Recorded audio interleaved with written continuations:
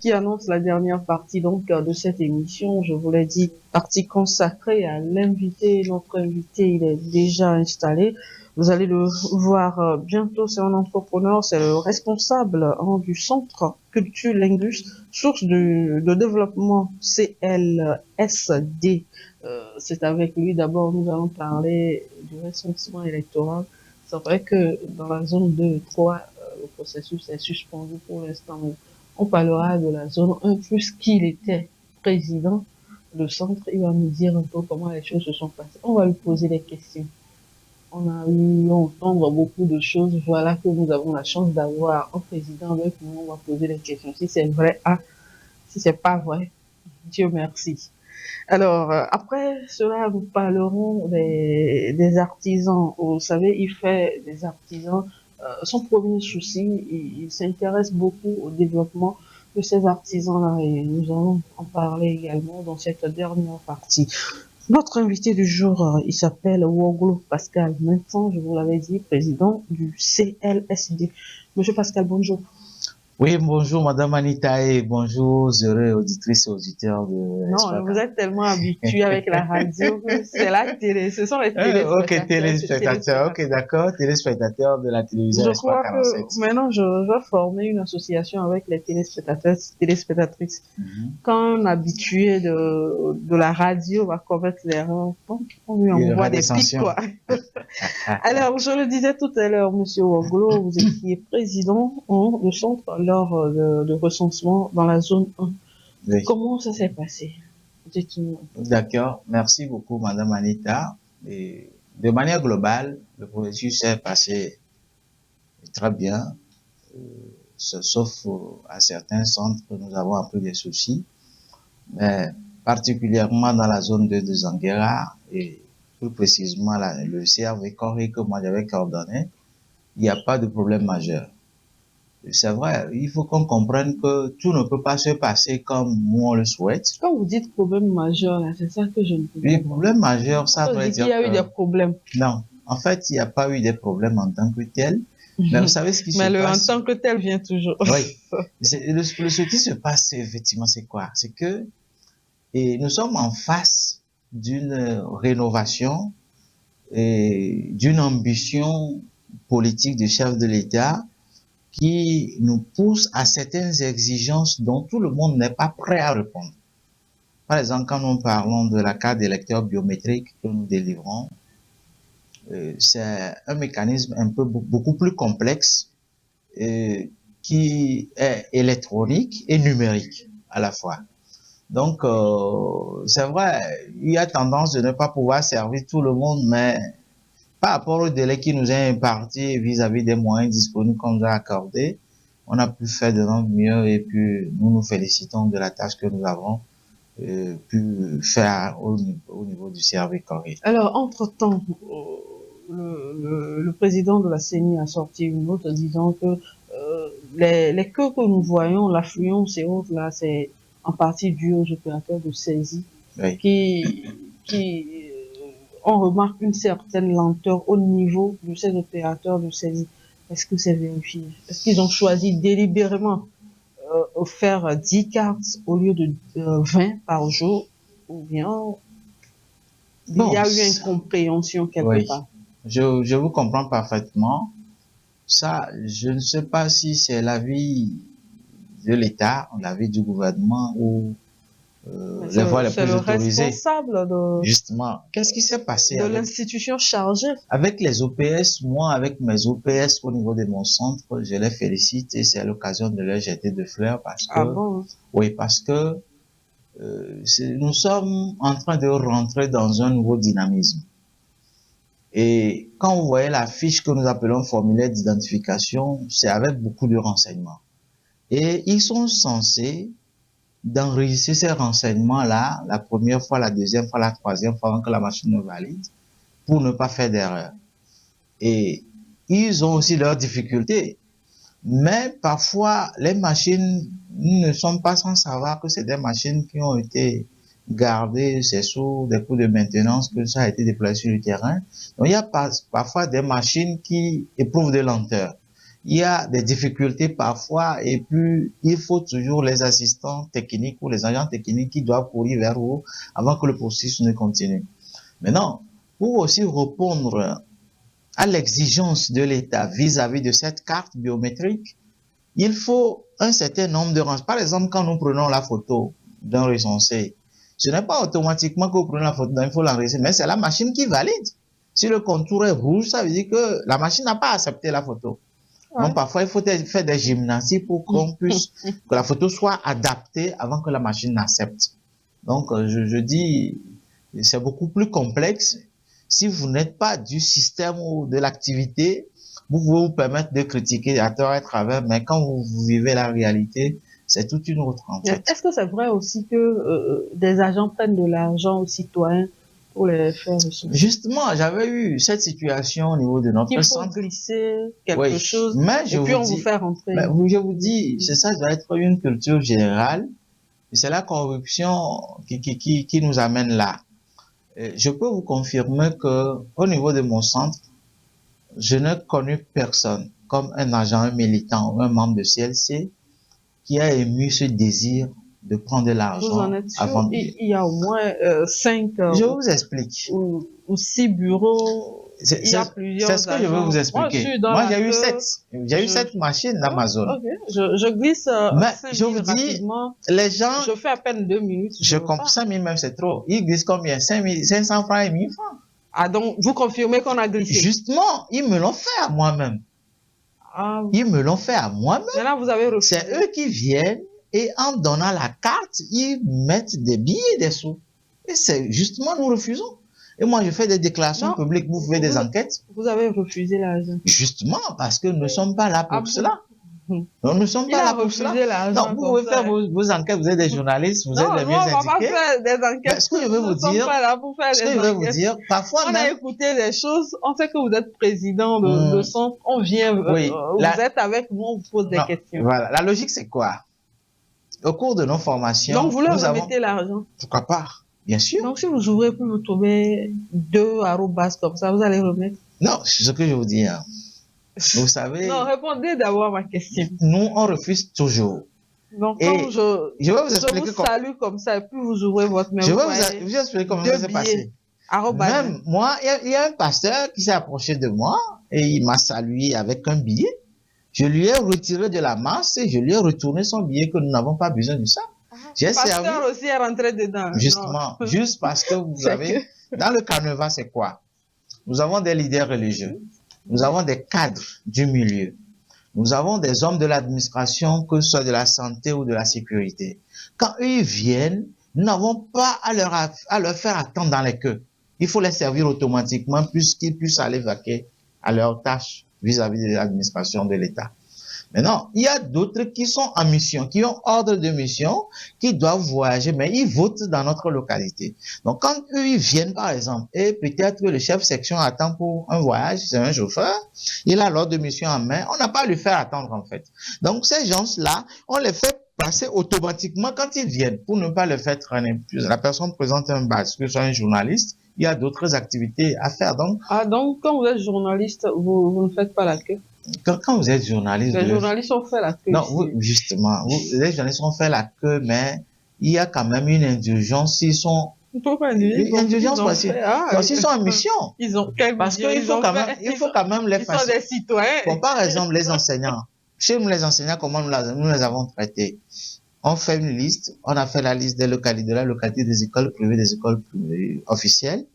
Et quand la queue passe normalement 3, 4, 5 personnes, il y a 2 ou 3 enseignants qui passent.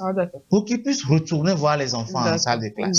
Donc, c'est ce mécanisme que nous avons mis en place. Maintenant, concernant ce qu'on dit, qu'on glisse de l'argent, c'est les gens qui font ça.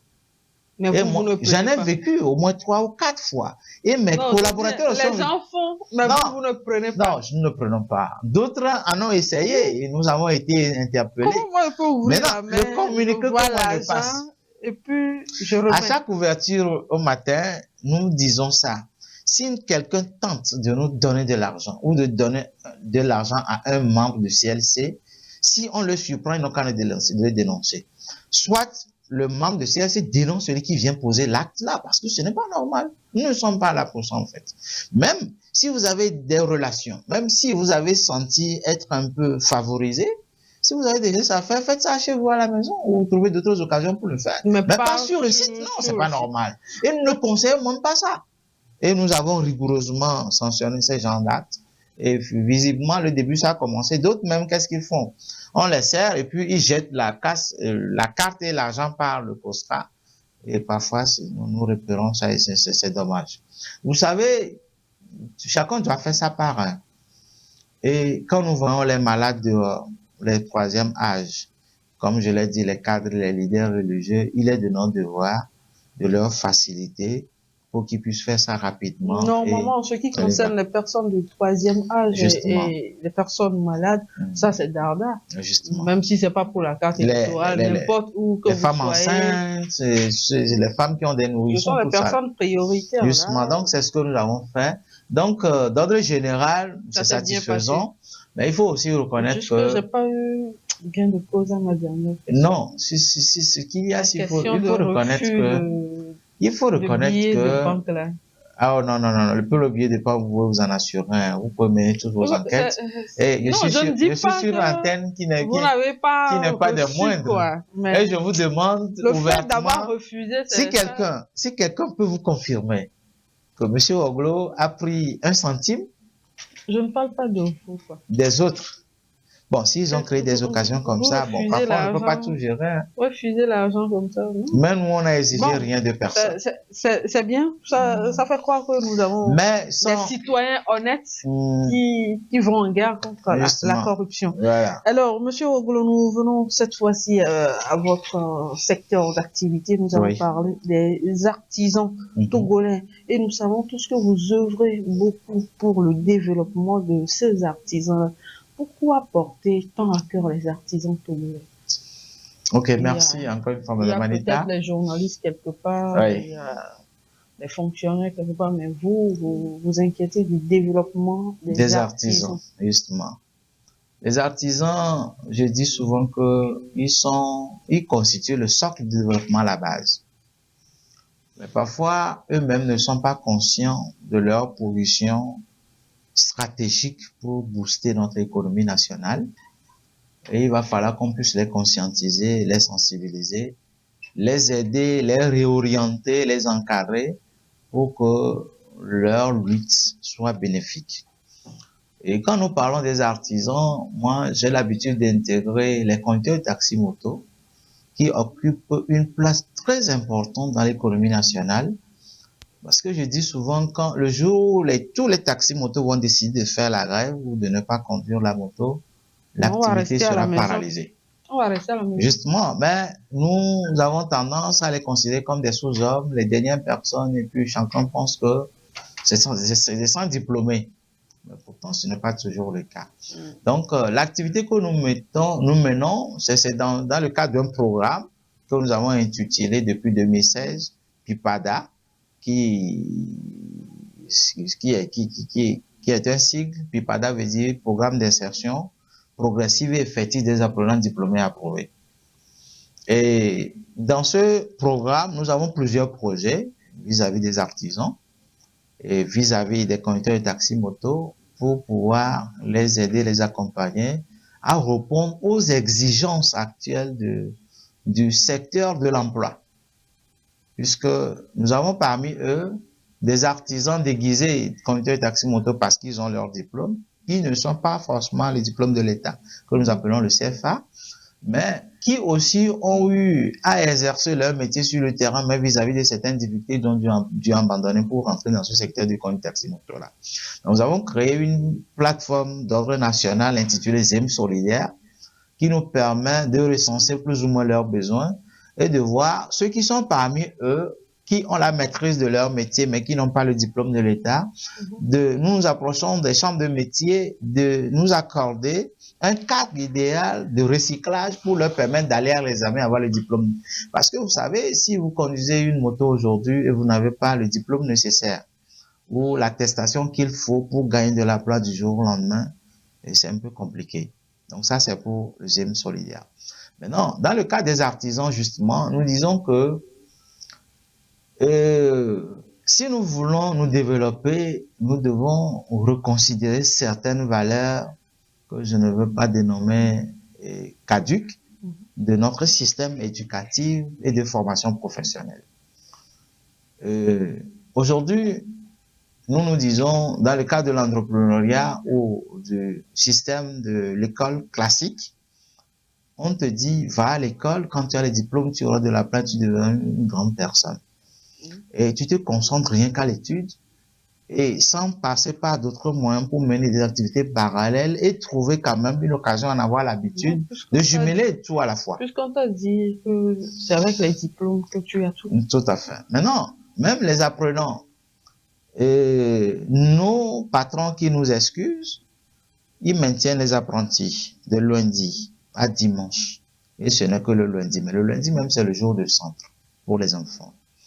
Mais tous les enfants n'ont pas les moyens, ils n'ont pas forcément les soutiens derrière pour pouvoir avancer. Et surtout, pour les filles, elles sont obligées de s'adonner à des hommes de mauvaises intentions juste parce que c'est eux qui permettent pour qu'ils puissent se faire former. Donc pour cela, dans le cadre du programme PIBADA, nous avons mis en place un système de fonds qui puisse permettre à ces enfants, selon leur localité. Dites-moi, nous parlons tout le temps d'égalité de sexe, même si je ne suis pas pour. Mais pourquoi, pendant que vous développez certaines idées, vous dites, surtout pour les filles, les garçons aussi subissent les mêmes choses. Pourquoi la fille, elle est obligée d'aller se vendre, pendant que le garçon, lui, il se dit, quand je termine à 18 h, je peux aller aider quelqu'un de 22 h à 3 h et revenir le matin. Pourquoi? Oui, c'est comme si vous favorisez la fille qui dit tout de suite. Oui, je suis très heureux de constater. Pour sortir de ça, c'est d'aller me vendre. Oui, je suis très heureux de constater quand vous dites que vous aussi, même si vous n'êtes pas d'accord pour l'égalité de sexe, à mon humble avis, je pense que je suis pour l'équité genre. L'équité genre, mais vous savez, c'est une illusion parfois. C'est une illusion parce que les jeunes filles sont beaucoup plus exposées aux dépravations, aux risques des difficultés c'est la nature qui les a exposées ou bien se sont exposées. C'est tout ce que moi je ne comprends pas. Hein. Non, vous savez. Parce que quand vous prenez 5 filles aujourd'hui, on va me dire que elles vont traverser la même situation. Mais seulement 2 vont arriver à s'en sortir d'elles-mêmes. Les autres vont passer par les à côté. Mais on dit, elles sont exposées à quoi? Pourquoi ne pas se battre tous ensemble et sortir comme les 2 autres et choisir, excusez-moi, la facilité pour arriver comme les 2 autres? Ah oui, c'est clair. Je vais vous expliquer une chose. À mon avis, les femmes ont beaucoup plus de faiblesse en termes de dépendance que les hommes.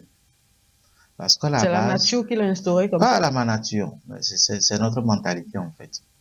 C'est la mentalité et c'est ces sensibilisations que nous faisons maintenant dans les centres avec les apprentis pour qu'elles comprennent que, en fait, la nature a équitablement partagé les choses. Et tout ce que vous suivez avec les hommes, les garçons. Et je suis très heureux parfois quand je vois des filles dans des métiers que nous considérons comme c'est des métiers des hommes, comme le mécanique, comme la peinture, et d'autres. J'ai vu une fille la dernière fois qui conduisait un véhicule poids lourd. On était ensemble. Voilà. J'étais vraiment ému. Moi, dans mon centre, sans faire d'éloge de qui que ce soit, il y a une femme qui avait travaillé avec nous. Quand elle finit, elle va sur le chantier dans la brousse de Badia pour conduire les caterpillars de Bomaf. Elle travaille toute la nuit avant de revenir au centre de recensement le lendemain. C'est une femme. Mais c'est ça, il y a des femmes comme ça. Et des femmes comme ça, il faut quand même qu'on puisse les faire connaître par les jeunes gens qui sont en train d'arriver, les jeunes filles qui sont en train d'arriver, et dire que, en fait, une indépendance arrache. Et c'est au cours extrême des difficultés qu'on peut l'avoir. Alors, ça c'était juste une parenthèse. Je sais que c'est un sujet vraiment vaste. Et si on l'aborde, on ne va pas terminer aujourd'hui. Revenons maintenant aux artisans. Votre intérêt pour ces artisans-là. Voilà. Comment ça se fait les insertions? Les insertions, c'est ce que nous disons. Vous savez, il est très malheureux de constater que la plupart d'abord de ces apprenants n'ont pas de vision, n'ont pas de passion vis-à-vis de ce qu'ils apprennent. Pourquoi? Parce qu'à un moment donné, les parents exigent, ils demandent qu'il faut que tu apprennes un métier parce que tu es en train de grandir et finalement, on a tendance de le faire pour satisfaire les parents parce que c'est ce qu'ils veulent que nous fassions. Je le fais, pourquoi on ne parle pas? Mais maintenant, nous disons qu'il faut tenir compte des métiers maintenant d'avenir et de nos localités, quels sont les projets qui peuvent venir dans très peu de temps. Parce que le constat d'ordre général, c'est pourquoi nous avons mis en place ce programme PIPADA, programme d'insertion progressive fait des apprenants diplômés approuvés, c'est que nous constatons que quand des centres industriels s'érigent dans des localités, nous n'avons pas les natifs de ces localités-là qui s'approprient de ces formations de qualité qu'on peut engager facilement. Donc, on fait venir déjà de l'extérieur qui ont la compétence nécessaire et les natifs ou bien comment l'appelle-t-on? Les habitants de la localité même n'occupent pas de pouces importants. Ben, je dis que si je ne suis pas d'un milieu, il me serait beaucoup plus difficile d'y investir. Même si je n'occupe pas un poste très important dans un milieu, du moment n'était pas du milieu, quand il y a des postes ou encore des opportunités d'employabilité, c'est celui qui est appelé d'ailleurs qui va faire venir les siens. Donc ça fait que nous assistons malheureusement que les centres ont créé, les efforts sont faits par le gouvernement, mais les populations ne bénéficient pas concrètement du fruit. Mais il faut qu'on sensibilise. C'est-à-dire que la base est faussée. Justement. Il n'y a pas eu une question d'orientation professionnelle en termes des métiers d'avenir. Alors, nous voyons que vous organisez des formations dans plusieurs corps de métier. Oui. Au début, je me suis dit, peut-être c'est parce que vous êtes menuisier que vous avez fait ça, mais je vois qu'il y a plusieurs. Comment vous arrivez à vous organiser? Est-ce que vous signez des contrats avec des entreprises dans chaque secteur? Comment ça se fait? D'accord. Dans la présentation, vous m'avez présenté en tant que responsable d'une association intitulée Culture, Linguistique, Source de Développement, qui a sa vision de promouvoir les valeurs culturelles, locales et morales. Cela voudrait dire que quand nous observons un peu la Chine, la Corée et les pays arabes en général, c'est des pays qui travaillent dans les langues dans lesquelles ils réfléchissent. Il n'y a pas trop d'écart entre ce qu'ils disent, ce qu'ils font et ce qu'ils pensent et ce qu'ils disent. Donc, ce qui fait que dans le cadre de la création de la société civile, de nos ONG, de nos associations, la loi de 1901 ne nous permet pas de faire des opérations directes sur le terrain pour pouvoir nous en passer des honoraires ou bien des exigences des impôts ou renflouer la caisse de l'État. Donc, nos initiatives qui ont été prises à la base de l'association, nous l'avons confiées au cabinet MUF La Référence, qui se charge de la prestation pour honorer de notre engagement vis-à-vis de l'État. Donc, pour cela, comme vous venez de le dire, le cabinet a un département appelé MUF Welcome. MUF Welcome veut dire quoi en fait? Quand nous avons des apprenants qui sont ressortis de leur formation avec leur diplôme, au lieu de passer à côté de ce qu'ils savent faire, aller faire les travaux domestiques, aller travailler dans la zone portuaire, aller à l'extérieur pour chercher les moyens pour revenir ouvrir leur atelier, beaucoup n'y reviennent pas vers leur métier parce que le temps qu'ils passent sans exercer ce qu'ils ont appris, même les désapprend. Parce que chaque métier a un esprit qu'il faut toujours respecter, qu'il faut honorer pour pouvoir être dans le cadre de son activité. Au même moment où il y a des enfants qui sortent de la couture, d'autres domaines de formation, il y a des patrons, il y a des centres qui sont disponibles à les prendre comme des employés, comme des ouvriers, mais ces centres ne les retrouvent pas. Donc nous constituons un cadre pour pouvoir les permettre de s'en sortir. Maintenant, quand je parlais de la jeune fille dans le cadre d'apprentissage des jeunes garçons, des difficultés pour certains à abandonner finalement la formation. Donc, nous avons créé un cadre de prestation partielle où quand nous avons les profils, on leur permet quand même de travailler un temps, soit une journée ou 2 jours, selon les exigences de la personne auprès du patron, qui puisse le permettre de se soutenir et continuer le travail. Mais quand nos patrons pensent qu'ils vont toujours nous exiger les mêmes difficultés qu'ils ont vécues auprès de leur patron, C'est aussi de leur ça temps. l'autre problème, hein, parce Oui. qu'on se dit, à notre temps, on a souffert, À notre on a temps, fait ça, les on a choses fait ça. évoluent, malheureusement. Si un patron te dit, par exemple, j'ai travaillé pendant 20 ans pour Mm. m'offrir un véhicule, comment toi, tu travailles pendant peut-être 5 ou 7 ans, Ça tu penses avoir ton véhicule. c'est notre mentalité et c'est malheureux. Et je dis, par exemple, quand nous prenons, par exemple, un secteur comme Mouepé, qui a ses jours de marché tous les jeudis, il faudrait que les patrons et les patronnes puissent s'organiser pour libérer les enfants, pour aller chercher au marché, parce que ça fait aussi partie de la base de Est-ce que vous l'éducation. faites signer un contrat à ces patrons-là quand vous dirigez ces jeunes filles, Non, jeunes vous gens savez, vers ces ateliers-là? c'est une nouvelle idéologie, une autre mentalité, donc il faut aller Donc, il faut aller posément. Il et faut faire passer par comprendre les les patrons, formations. justement. Et qu'est-ce que nous faisons, justement? Nous disons que les patrons qui le peuvent doivent mettre à la disposition de ces apprentis des fonds, par exemple 5 000, 10 000 ou 2 000 francs. Même ne serait-ce que 2 000 peut permettre à un apprenti d'aller se chercher au marché et trouver quand même un gain qui puisse lui permettre de subvenir un temps soit peu à ses besoins au cours de la semaine. Est-ce que quand vous discutez avec les patrons aujourd'hui, psychologiquement, ils sont prêts à le faire?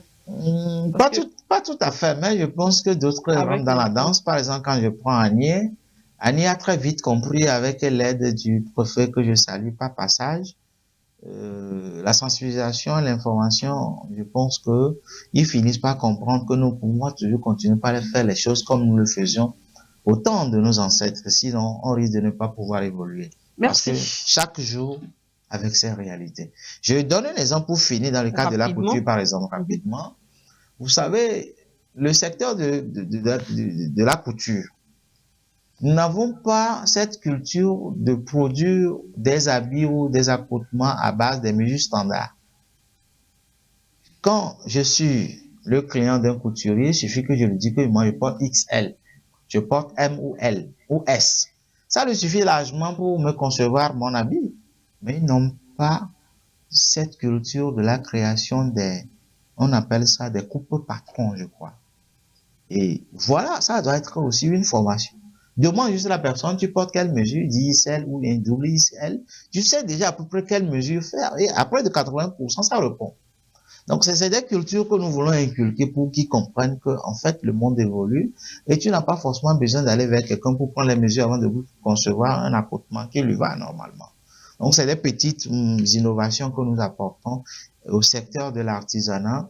Et comme coup de pouce. Ça veut dire que je peux être à Daparan et appeler un couturier à Lomé pour lui dire que je porte un XL. Tout à fait. La difficulté que nous avons aussi, par exemple, quand nous parlons de vestes, quand nous parlons de costumes, quand nous parlons d'autres habits, nous-mêmes, nous ne connaissons pas nos mesures. Ah oui. Voilà. Donc, il faut partir déjà de cette culture. Ouais. Et là, à partir de là, ça donne une certaine facilité. Désormais à regarder. C'est très important. C'est très important. Oui, c'est semblable à quelque chose que nous faisons avec les apprentis, la sensibilisation en termes de l'électrophorèse et du groupe sanguin. Nous avons l'habitude parfois de demander nos signes sérologiques et c'est astrologique. Que tu es de quel signe astral, mais on n'a pas cette tendance de demander tu es de quel groupe sanguin. Et parfois, c'est quand il y a pénurie du sang, on est en besoin, qu'on se cherche, mais même les enfants du même père, de la même mère ne connaissent pas le groupe sanguin des autres. Donc, c'est une culture que nous devons faire. Et nous avons également un projet qui fait partie de PIPADA, qui accompagne les jeunes, les apprentis et les patrons à connaître leur groupe sanguin et à les sensibiliser pour donner du sang pour sauver des vies. Nous ne pouvons pas avoir toute cette base et être encore en pénurie du sang. Merci. Ouais. Merci à vous, monsieur Oglo, d'être passé. Bonne chance surtout avec vous, hein, parce que votre domaine d'activité, c'est vraiment délicat. Bonne chance quand même, chers téléspectateurs. Ce sera donc la fin de cette émission. Merci à vous tous de nous avoir suivis. Je vous donne rendez-vous dimanche prochain à partir de 13h.